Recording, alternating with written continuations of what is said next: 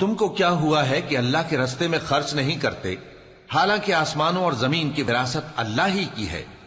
جس شخص نے تم میں سے فتح مکہ سے پہلے خرچ کیا اور جنگ کی، وہ اور جس نے یہ کام بعد میں کیے وہ برابر نہیں۔ ان کا درجہ ان لوگوں سے کہیں بڑھ کر ہے جنہوں نے بعد میں مال خرچ کیے اور کفار سے جنگ کی، اور اللہ نے سب سے ہی ثواب نیک کا وعدہ کیا ہے، اور جو کام تم کرتے ہو اللہ ان سے واقف ہے۔ کون ہے جو اللہ کو نیک نیتی سے قرض دے تو وہ اس کو کئی گنا ادا کرے گا، اور اس کے لیے عزت کا صلہ یعنی جنت ہے۔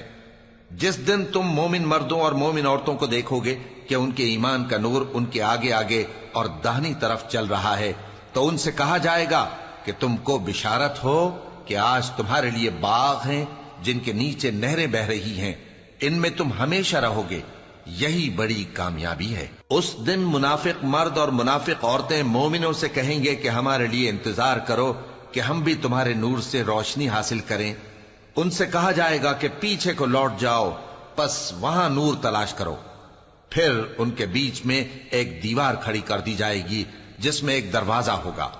جو اس کی جانب اندرونی ہے اس میں تو رحمت ہے، اور جو بیرونی جانب ہے اس طرف عذاب ہے۔ تو منافق لوگ مومنوں سے کہیں گے کہ کیا ہم دنیا میں تمہارے ساتھ نہ تھے؟ وہ کہیں گے کیوں نہیں تھے، لیکن تم نے خود اپنے آپ کو بلا میں ڈالا اور ہمارے لیے گردش زمانہ کے منتظر رہے، اور اسلام میں شک کیا، اور فضول آرزوؤں نے تم کو